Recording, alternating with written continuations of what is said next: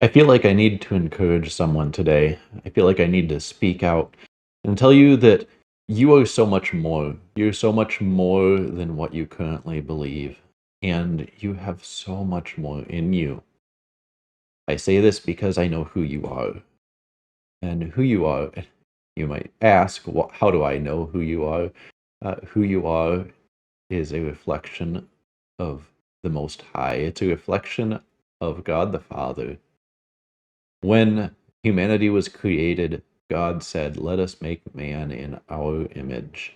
Now, that word image is also, it also shows up in the Ten Commandments. Don't make any idols of me. I am the Lord your God. Don't make any idols of me. Why did God say not to make any idols of him? It's because he had already done that. That image that he says in Genesis is, let us make man as our idol. It was his representation, God's representation on earth. God came down and talked with Adam during the cool of the day, Genesis says. But during the day, during the night, during the rest of the time, Adam was there as a representation of God on the earth. And in that representation, what the earth saw when it saw Adam was it saw God, because Adam was the image of God. Now, what does this have to do with you? Well, through the second Adam, Jesus, we have attained the same position that Adam has. Through his blood that was shed, through the inheritance that we have in him, we reach a position. If you follow Jesus, if you serve him, if you worship him, we have obtained the same position as Adam. We are God's idols here on earth. When people see us, they shouldn't see us, they should see God. They should see his image reflected through.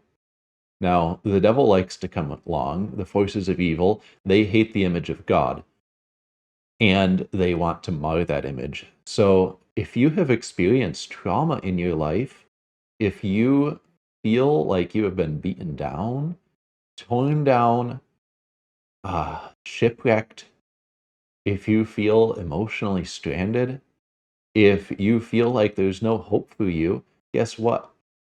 You're in the right place. That means that there is an image of God inside of you that the devil is trying to come after. And as long as you walk out of that image, he can't touch you anymore. But what does it mean to be born in the image of God? To have the image of God, the very likeness of God inside you. It means that you actually walk in great authority here on earth. It means that the entire creation bows before you. It means that you can command. And the created elements obey. That's what Jesus exemplified for us. And what did he say before he left? He said, I've done some great things, but the future generations, those who come after me, will do even greater still. He is described as the forerunner. He's the example. He's the one that we're supposed to follow. And when we follow him, when we walk in the authority that he carried, then we can carry out and impact the world around us in ways that you can't even begin to comprehend. This is why in Hebrews it says, let us leave the elementary teachings of Jesus' death, burial, and resurrection, of sin, of all of these things that actually, quite frankly, all of our churches teach all of the elementary things. Hebrews says, let's leave that. We've gone over it enough. Let's move on. Because there's deeper levels to understand. Those deeper levels are the identity and the image that you walk out and that you bear. And that's what Hebrews goes into. Hebrews talks about how throughout your life you are following Christ. Christ is the second Adam. Christ is the high priest after the order of Melchizedek. He is a king after the order of Melchizedek. He sits at the right hand of the Father on his throne. We have inheritance with him. That with is important because that with means that the inheritance that Jesus has received, which Jesus says, all things in heaven and earth have been given to me. He has complete authority over them. We receive that inheritance as well because we have inherited with him. That means I can say that all things in heaven and on earth have been given to me. That means that you can say all things on heaven and on earth have been given to you. When you step into your identity with Jesus, when you sit with him in heaven, Hebrews talks about how everyone in heaven is cheering us on. They are excited to see what we get to do. Hebrews talks about how we enter the throne room of heaven to innumerable angels singing the praise of the Most High. We are currently there, so we can walk in that identity. It is not a future tense. He says, the writer of Hebrews said, let's leave the elementary teachings. Let's go on and talk about the real meat. The real meat is that we have so much power, and the reality is that we don't use it. So, how do we change this? I want to challenge you. Recognize the power that you have within you. Recognize the image of the Most High that is in you. If you feel like you've been beaten down so long that you can't see what God has put inside you, fall to his feet because he will show you. He will pick you up. I've been there. I have been at my lowest point, unable to see how Jesus might provide for me, unable to recognize the Father's blessing in my life, feeling like I had to do it all on my own, alone and beaten down. And it's a very depressing place, and I can understand if you're there. What I'm begging of you is to not stay there. There's so much more. Because Jesus says that he's going to take care of us. The Father says that he pours out blessings for us. And those blessings are there to be received. We don't have to do anything for them. He just gives them to us. Why does he give them to us? He gives them to us so that we can carry out his work here on earth. What is his work here on earth? To bring all of creation into submission to him. It's the same challenge that he gave to Adam. I'm bringing this back full circle to how God made Adam. He said, let us make man in our image. Then he gave him a command. He says, go out and expand the garden, expand the dominion that worships me into all of the earth. Bring the earth into submission under yourself and rule over it. We are supposed to rule in his stead. We are supposed to be the rulers here on earth. So are you ruling? Are you taking authority over the creation around you? Or are you letting creation run you into the ground? Are you letting the forces of evil manipulate the world around you so that you are beaten down and you are scarred and you are hurt? Or are you walking in your identity and in the image of the one in whom you were created and turning that about and using creation as a force for good, as a force to impact the world around you? Because it's there on offer.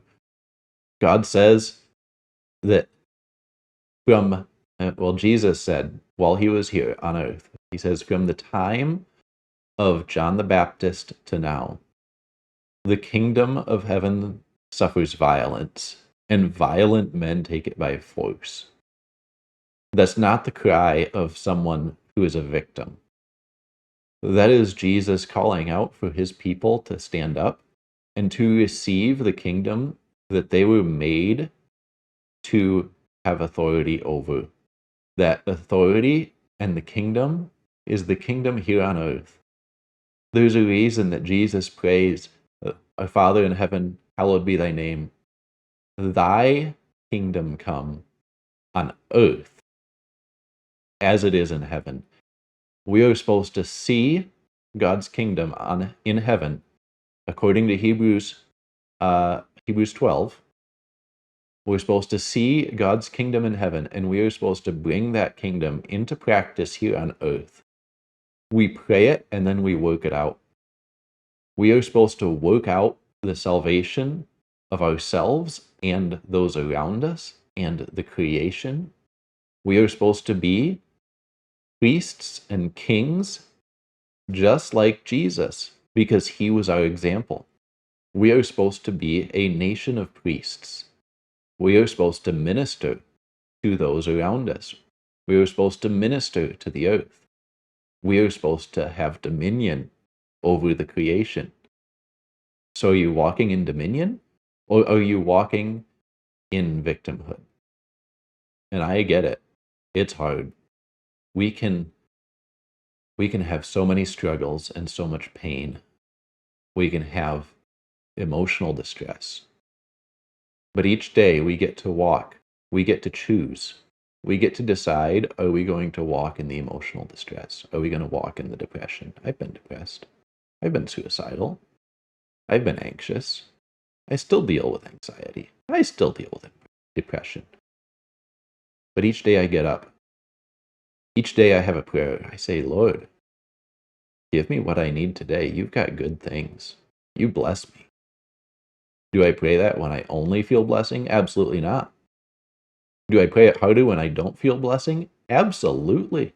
Because by speaking out that God blesses me with everything that I need, I'm reminding myself. I'm doing what David says in Psalms.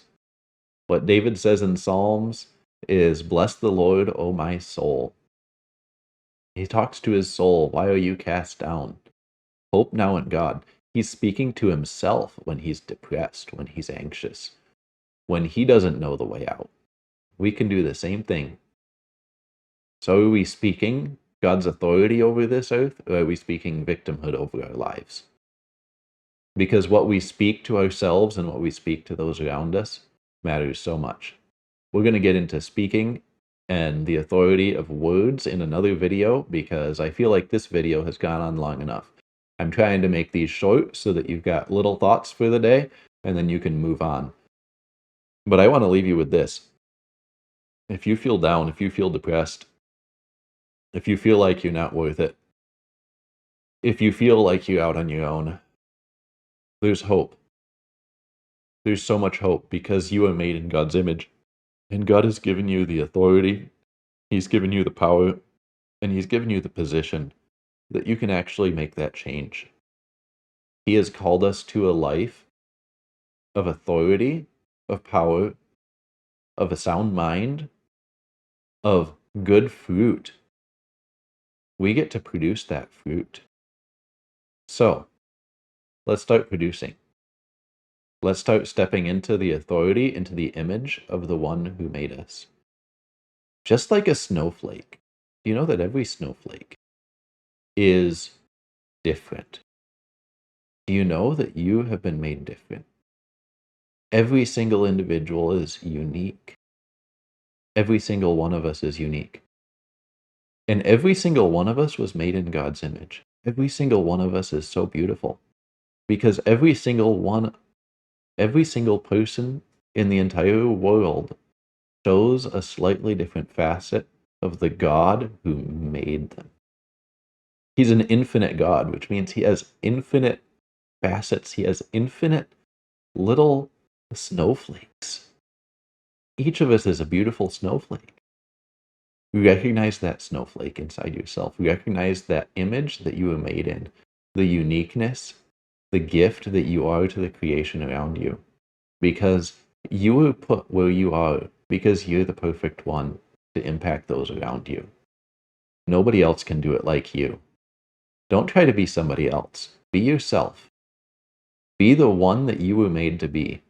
Be the image of God that He put inside you, and impact the world around you for His benefit, for His kingdom, for His authority. Because in doing so, you gain so much authority, you gain so much, both in this life and the life to come. I'm going to close this up. That was a little aside. I don't know why I added that. But I think some of us need to hear it. You're unique, and that uniqueness is good. You were made in his image, and his image dwells in you, and his image that dwells in you is the image that the world around you needs to see. At this time, in this day, in this place, you are made in his image right now in a unique way to impact the people around you in a way that no one else can. Remember that. You can make an impact. Do so much more. Live more. Live the abundant life. Build up. Encourage. Take dominion. Take authority. Impact this world. That's what it's about. We're about building a kingdom that follows God with all our heart, a kingdom that brings the earth into submission before the Father. When we walk that out, we're walking in the authority and in the power of Jesus, and we're walking with him. Let's go walk with him. Let's be his image here on earth. That's what he's calling us to. Let's do it.